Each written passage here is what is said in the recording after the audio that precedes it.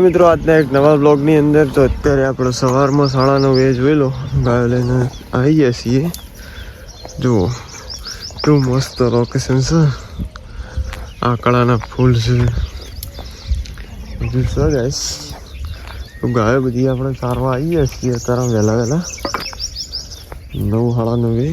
એક ગાય આટલા સરસ છે અને હાઈવે આવી ગયો રોડ ઉપર તો આવીએ છીએ આપણે તો આકાશ છીએ નહીં. તો જો એક ગાડી આવે છે ને ગાય આપણી જાય છે.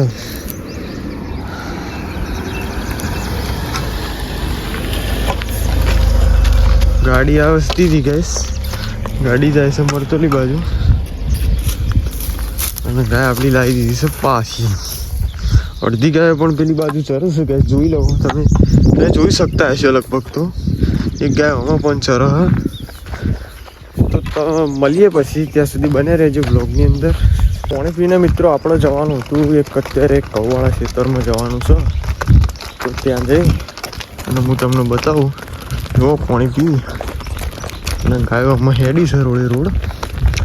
આપણે તે ત્યાં ઈંડોવાળું ચાર્યું હતું એના બાજુમાં એક કૌવાળાની રજા મળી છે. તો એકણ આપણે જવાનું છે. તો બ્લોગમાં બને રહેજો, હું તમને બતાવે કે કયા ખેતરમાં જવાનું છે. તો મળીએ ત્યાં જઈને, ત્યાં સુધી બને રહેજો અમારા બ્લોગની અંદર. તો ગાઈસ આયરે કૌવાળા ખેતરમાં આવી ગયા છીએ આપણે. ગાયો બધી ચડી રહી છે, જોઈ લો. પેલી મકા હલર ચાલુ છે. આ બાજુ કૌવાળા ખેતરમાં આવ્યા હતા, આ બાજુ હલર ચાલુ છે, જોઈ લો. આ બાજુ હલર ચાલુ હોય ને આ બાજુ ગાયો ચડી રહી છે. જો ચરવાનું બહુ મળી ગયું. જોઈ લો ગાઈસ, ગાયો આયરે કવાવાળા ખેતરમાં ચરે છે અને આયરે ટગલો પડે છે. આટલા ઘઉં લઈ લીધા છે, જોઈ લો. અને ગાયો બધી આટલા બધે ચરે છે. પેલી બાજુ હલર પણ ચાલુ છે, જો એ બાજુ હલર ચાલુ છે, આ બાજુ આપણી ગાયો ચરે છે. જુઓ લોકેશન તો હાર્યું. બીજું ખેતર મળી છે. પેલી વખત ઈંડોવાળું મળ્યું હતું અને આલી વખત ઘઉંવાળું મળ્યું છે. તો આટલા ચારીએ છીએ. જો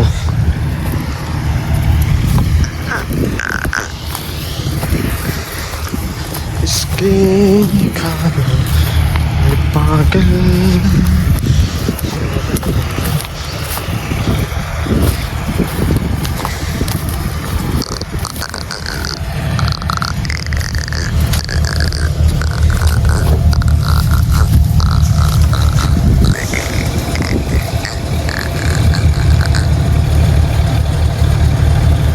ખેતરમાંથી ગેસ ડાયરેક્ટ પાણી પીવા માટે ગાયો લઈને આપણે આવી જઈએ છીએ.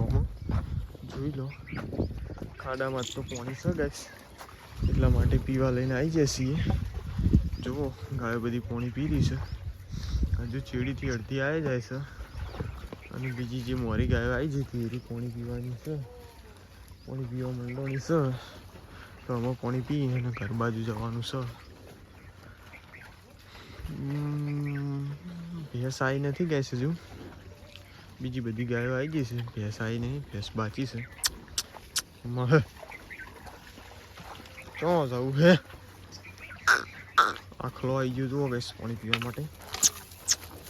કડી ખોલવી પડશે ગેસ, જેમ કે બધી ગાયો ધરીને પી લઈએ એટલા માટે તમે ઉડીએ